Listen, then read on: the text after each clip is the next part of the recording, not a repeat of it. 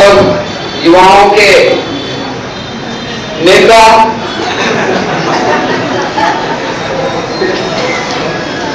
सर्वश्री भाई मधुसूदन यादव, और इस नारे के साथ आदरणीय शर्मा जी के भाषण में जो बात समझ में आई कि 3 नंबर का बटन दबाओ और तीसरी बार सरकार बनाओ। 3 नंबर का बटन दबाओ, 3 नंबर का बटन दबाओ। अब हमारे जिले के स्टार कैंपेनर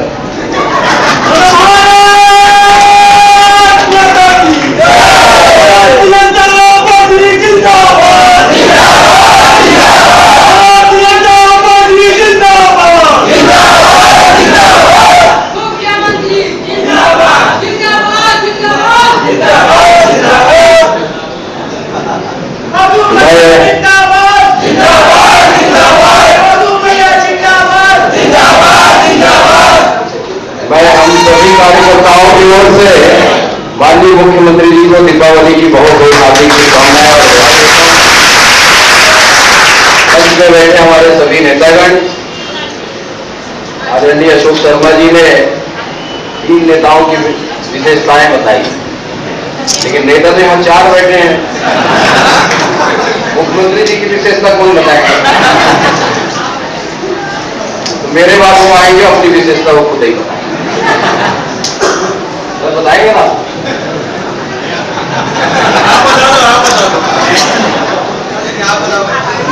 उनकी सरलता और सहजता तीसरी बार सरकार बना।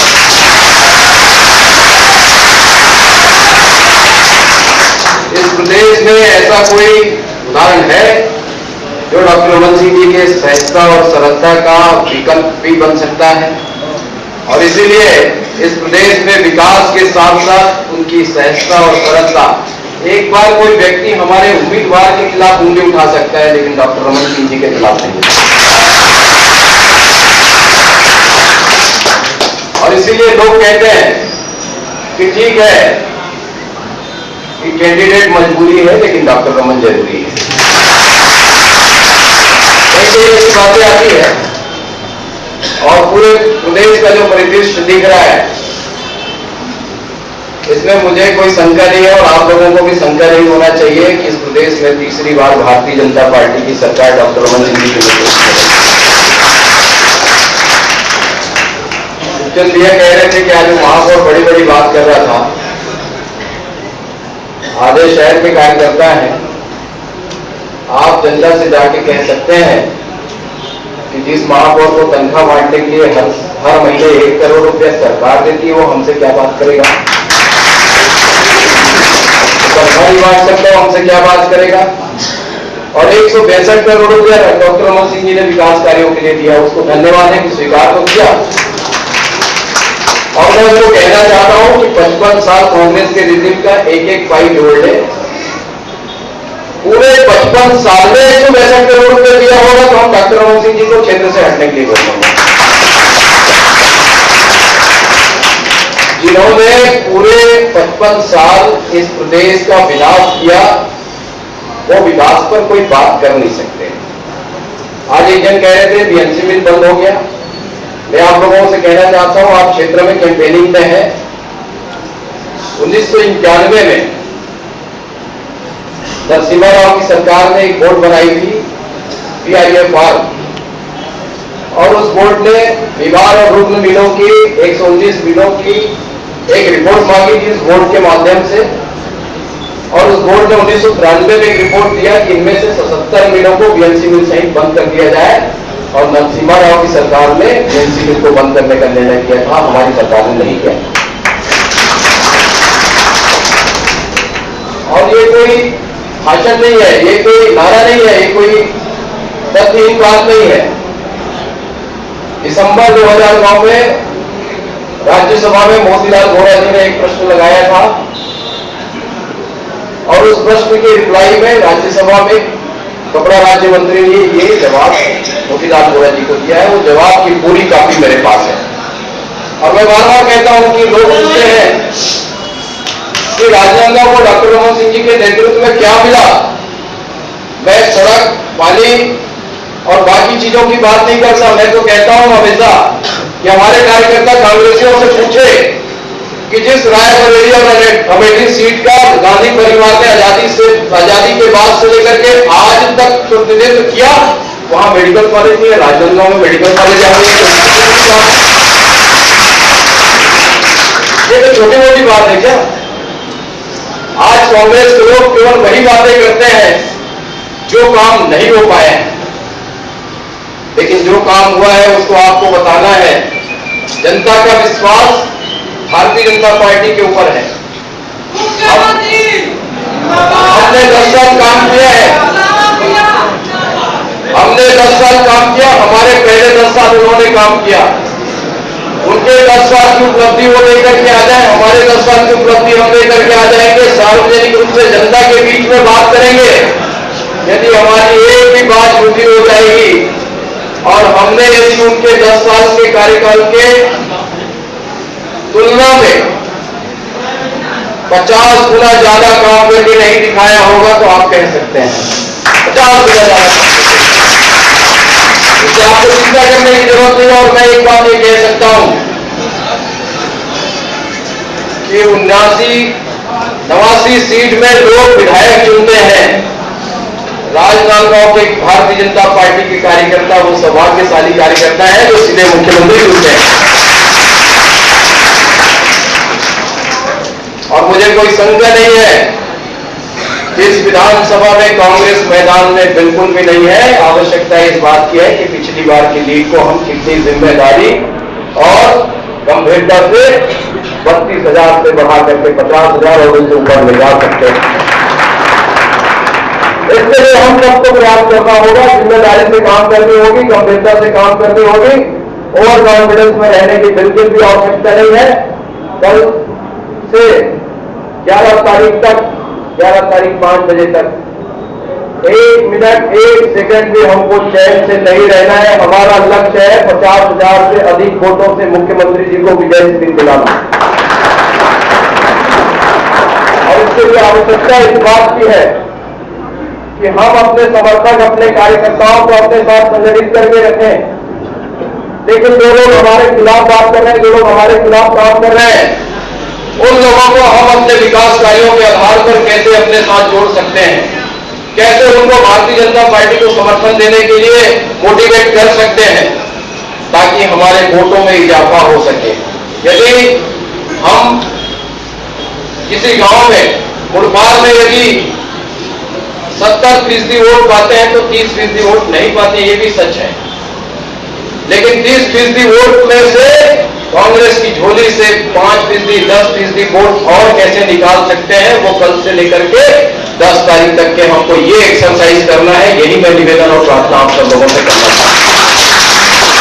हम 70% वोट पाते हैं तय, चाहे मुख्यमंत्री जी लड़े, चाहे भोजवानी जी लड़े, चाहे हमारे अन्य कोई भी व्यक्ति लड़ते हैं, वहां से हम 70% वोट पाते ही हैं। हमने इतना विकास के काम किए, मुख्यमंत्री जी चुनाव लड़ रहे हैं, तो हम 70% को 80%, 85% कैसे कर सकते हैं, इस बात की चिंता, प्लानिंग, योजना, ये सारी चीजें एक एक बूथ पर करके हमारे संचालक महोदय बैठे हैं, हमारे भोजवानी जी, उन तक ये सूचना पहुंचाइए कि इस योजना के तहत हम अपने वोटों का प्रतिशत एक एक बूथ में बढ़ा सकते हैं। और पूरी जिम्मेदारी का शर्मा जी ने उनको कह ही दिया है कि वो उसको थोड़ा प्रवाह बढ़ाना पड़ेगा, वो उसका प्रवाह बढ़ाना पड़ेगा। तो भोजवानी जी सहमत हो गए, ताली बजाइए।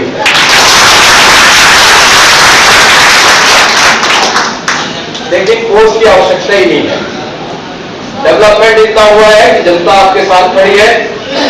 कार्यकर्ता हमेशा आपके जिद के साथ चुनाव में जुटे हुए हैं। हर गांव में, हर वार्ड में ये देखने को मिल रहा है कि मुख्यमंत्री जी उपस्थित नहीं है, लेकिन भाभी जी और अभिषेक सिंह जी और एक एक हमारा युवा मोर्चा, महिला मोर्चा, भारतीय जनता पार्टी, सारे लोग 3 दौर का शहर में चुनाव प्रचार हो चुका है, डोर टू डोर जनसंपर्क हो चुका है। अब आवश्यकता इस बात की है कि 3 दिनों के इस दिवाली के गैप के बाद इस माहौल को कैसे अपन ऊपर उठा सकते हैं, कैसे इस माहौल में तेजी ला सकते हैं, क्योंकि कांग्रेस की तरफ से भी कुछ आक्रमण होंगे। अभी कल मोतीलाल वोरा जी आ रहे हैं, रोड शो करेंगे, चरणदास महंत है, हरिप्रसाद जी है, फिर सोनिया जी की सभा है। लेकिन इन सब बातों की चिंता करने की जरूरत आपको नहीं है। आपको अपने अपने क्षेत्र में, अपने अपने बूथ में कांग्रेस को कैसे कमजोर करना है, केवल इसी बात की चिंता करनी है। यही निवेदन और प्रार्थना। और आप सबको दीपावली की बहुत बहुत शुभकामनाएं, बहुत बहुत बधाई। ईश्वर से यही प्रार्थना कि आप सबका जीवन प्रकाशमय हो, उज्ज्वलमय हो। बहुत बहुत धन्यवाद। जय हिंद, जय भारत। हम सब बड़े ही सौभाग्यशाली हैं कि हमारे विधायक इस प्रदेश के मुखिया और उनके नेतृत्व में पूरे छत्तीसगढ़ विकास की ऊंचाइयों को छू रहे हैं। हम सब और गर्व से हम सबका सीना चौड़ा हो जाता है जब देश के सर्वोच्च सदन लोकसभा के अंदर में भारतीय जनता पार्टी के नहीं, अन्य दिगर राजनीतिक पार्टी के नेता सोनिया गांधी और मनमोहन सिंह को ये कहते हैं कि हिंदुस्तान से यदि भूखमरी खत्म करना है तो छत्तीसगढ़ में डॉक्टर रमन सिंह जी ने जो क्लियर सिस्टम अपनाया है उसको पूरे देश में लागू किया जाए। दोस्तों, हमारा विधायक इस पूरे हिंदुस्तान के लिए एक आदर्श पुरुष, आइडियल पर्सन है जिसको सारा हिंदुस्तान अपनाना चाहता है। मैं आप सबको के सामने अब आगे इस बात को बढ़ाते हुए मैं एक आपको ध्यान में लाना चाहता हूं कि गांव के गौठान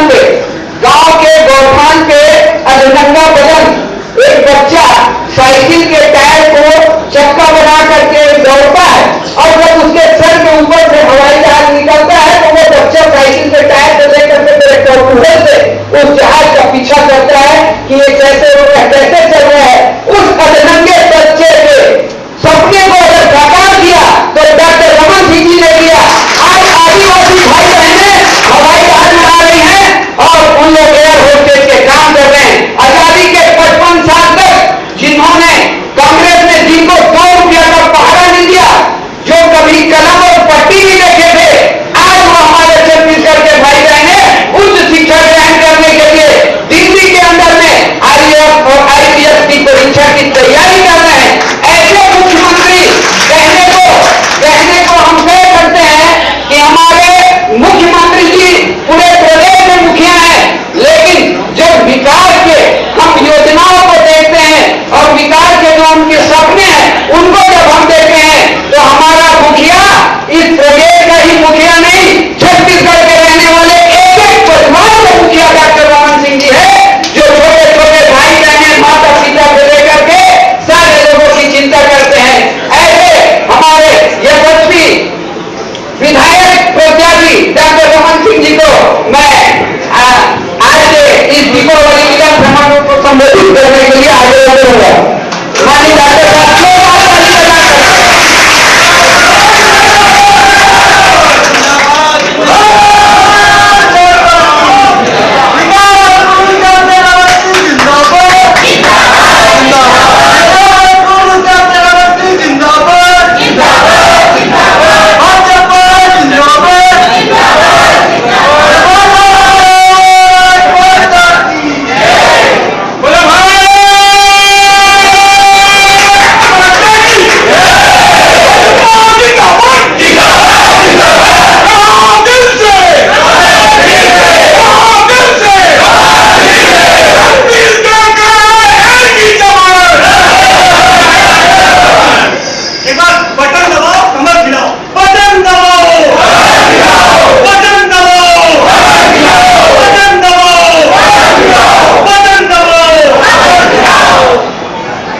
धन्यवाद। और जोश खरोश के साथ आज का ये दीपावली मिलन समारोह और आज हमारे सभी वरिष्ठ नेता माननीय अशोक शर्मा जी, पुलवानी जी, खूबचंद जी, सांसद मधुसूदन जी, हमारे महिला मोर्चा के प्रदेश अध्यक्ष शोभा जी और जिले के हमारे वरिष्ठ सभी मंत्रीगण, प्रदेश के पदाधिकारीगण,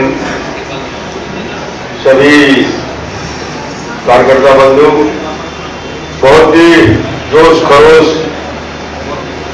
के साथ आज आपके साथ समामिलन समारोह हुआ और मुझे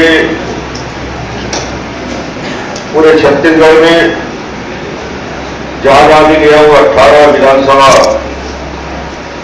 और फेज 2 के 2 विधानसभा और कई क्षेत्रों में दूसरी बार करीब 25-26 स्थानों में, और कल से बस्तर का प्रवास फिर शुरू हो रहा है। मुझे यहाँ के कार्यकर्ता बंधुओं से एक ही बात कहना है कि पूरे विधानसभा क्षेत्र में जो लगातार आप लोग जनसंपर्क कर रहे हैं, युवा मोर्चा, महिला मोर्चा के और हमारे भारतीय जनता पार्टी के और अनुसांगिक संगठन के सभी साथी, मुझे जानकारी मिलती रही है लगातार, शहरी क्षेत्र हो या ग्रामीण क्षेत्र, बहुत गंभीरता के साथ, पूरी जीवनता के साथ सभी वरिष्ठ नेताओं के साथ मिलकर आप अपने अपने वार्ड में मोर्चा संभाल लिए हैं, जवाबदारी संभाल दिए गए हैं, जवाबदारी बांट दी गई है। और जिसको जवाबदारी बांटी गई हो या जो हमारे वरिष्ठ कार्यकर्ता यहां बैठे हैं, जवाबदारी हम सबकी है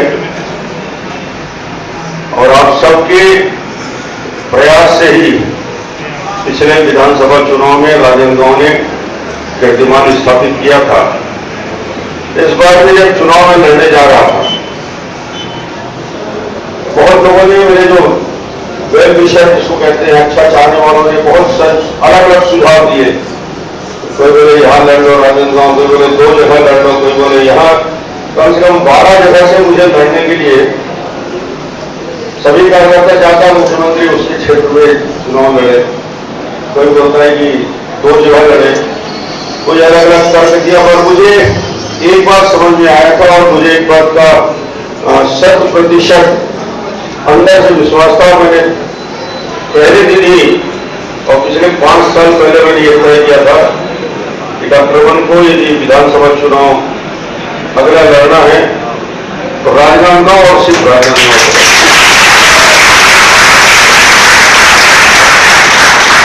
बहुत लोग दुखी हो गए, बहुत लोग नाराज हो गए, मगर मुझे लगता है कि राजनांदगांव के कार्यकर्ताओं की ताकत, मेहनत, परिश्रम और जिसके भरोसे, चाहे मंच में बैठे हुए हमारे वरिष्ठ नेता हो, चाहे आप लोग हो, संसद जी हो और हमारे सभी वरिष्ठ नेतागण, जब मैं राजनांदगांव के बाहर जाता हूं, 90 विधानसभा में घूमता हूं, तो आप निश्चित माने कि मेरे मन में इस बात का 100% भरोसा रहता है कि मेरे कार्यकर्ता डॉक्टर रमन मैदान में हो या न हो, डॉक्टर रमन बन के मैदान में अपना पूरा परिश्रम हो रहे हैं। मैं तो टेलीफोन करके पूछता नहीं, क्योंकि मुझे ये भरोसा है और इसे विश्वास के बदौलत मैंने एक सीट ही तय की। मैंने कहा एक सीट पर ही लड़ना चाहिए किसी को, और राजनांदगांव जैसे कार्यकर्ता और राजनांदगांव की जनता जिसने बार बार डॉक्टर रमन के ऊपर भरोसा व्यक्त किया और आप लोगों ने मेहनत करके उसको धरातल पे उतारा है। तो जो बोल रहे थे खूबचंद जी और अशोक शर्मा जी, भोजवानी जी, सांसद जी, सही बात है कि 89 सीट पर मैंने पूरा मेहनत झोंक दिया है। और मैं आपको बताऊं कि 4, 6, 7 कार्यक्रम सुबह से लेकर रात तक, और इधर रफ्तार और बढ़ जाएगा। मेरी कोशिश है मैं सभी जगह पहुंच जाऊं, कहां तक पहुंचता हूं मैं देखता हूं, मगर 89 सीट की चिंता मुझे है और 90 सीट जो है उसकी चिंता आप सबको करना है, कर रहे हैं। मीडिया के लोग पूछते हैं मुझसे, आप तो जाते हैं जी अभी विधानसभा में, क्या हो रहा है सिद्धांत पर? मैं का रिजल्ट आएगा तो मेरे कार्यकर्ता बताएंगे कि ये सभी कार्यकर्ता डॉक्टर रमन बनेंगे, भारतीय जनता पार्टी के चुनाव अभियान में लगे हैं। कोई बात कर रहा है, पूछ रहा है, किसी को सम्मान कम मिल रहा है, किसी को ज्यादा मिल रहा है, किसी को पूछ परख हो रही है नहीं, किसी का नाम है कि नहीं, पेपर में आता है कि नहीं, कोई चिंता करने वाले कार्यकर्ता नहीं है। और ग्रामीण और शहरी क्षेत्र के हमारे बहुत वरिष्ठ कार्यकर्ता आज मेरे सामने बैठे हैं, जिनको पिछले 6 चुनाव से तो मेरा ही अनुभव है कि इन सब लोगों ने बेहतर तरीके से काम किया। तो मुझे आज आप सबको मैं अपनी ओर से शुभकामना कि आप बहुत मेहनत कर रहे हैं, बहुत परिश्रम कर रहे हैं, मेरे लिए कर रहे हैं, छत्तीसगढ़ के लिए कर रहे हैं, बीजेपी के लिए कर रहे हैं। तो एक कार्यकर्ता आप सबकी जो हिम्मत है, हौसला है, बना के रखिए और भारतीय जनता पार्टी के इस राजनांदगांव विधानसभा क्षेत्र में हम बेहतर तरीके से इस चुनाव में पिछले चुनाव से ज्यादा वोट से जीतने का हम लोग प्रयास करें, संकल्प लेके भी काम करेंगे। तो मुझे नहीं लगता यही कार्यकर्ता पिछले चुनाव में 35-37 हजार वोटों का लीड आप लोगों ने लिया था, इस बार इस लीड को बढ़ाया जा सकता है, ये मेरी स्पष्ट मान्यता है। मेरी सोच है कि आप सब के परिश्रम से संभव होगा और ये जीत डॉक्टर रमन के लिए राजनांदगांव के कार्यकर्ताओं की जीत होगी, जो ताकत आप लगा जहां मैं ताकत नहीं लगा रहा हूं, मेरी शक्ति मुझे गलत नहीं बता रहा हूं, ईमानदारी से मैं 24 घंटे सोचता हूं राजनांदगांव को छोड़कर, क्योंकि इसकी चिंता करने वाले बहुत लोग हैं, आप लोग हैं। इसलिए मैं आप लोगों के भरोसे सीट को छोड़कर कल से फिर चुनाव अभियान में जा रहा हूं। आप बोलोगे तो जाऊंगा कि कहीं रुक जाऊं। कार्यकर्ता ये तैयार है कि डॉक्टर रमन प्रदेश में जाए, नहीं बोलोगे मैं नहीं रुकूंगा।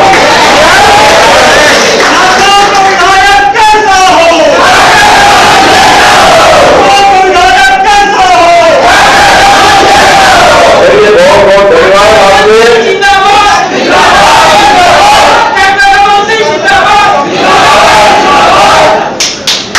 अभी मैं बस्तर से आगे फिर शहरी क्षेत्र और ग्रामीण क्षेत्र में एक दिन पूरा जनसंपर्क अभियान में भी निकलूंगा, राजनांदगांव में भी रोड शो भी है और चुनाव तक भी बाद में रुकूंगा। और आज मुझे बहुत खुशी है, 6 को है, क्यों ग्रामीण में 6 को है, शहर में 7 को। तो उस समय पूरे समय आपके साथ रहूंगा और बाकी हमारे सभी वरिष्ठ कार्यकर्ता आपके साथ इस चुनाव अभियान में रहेंगे। बहुत बहुत दीपावली के इस शुभ अवसर पर मेरी तरफ से शुभकामनाएं।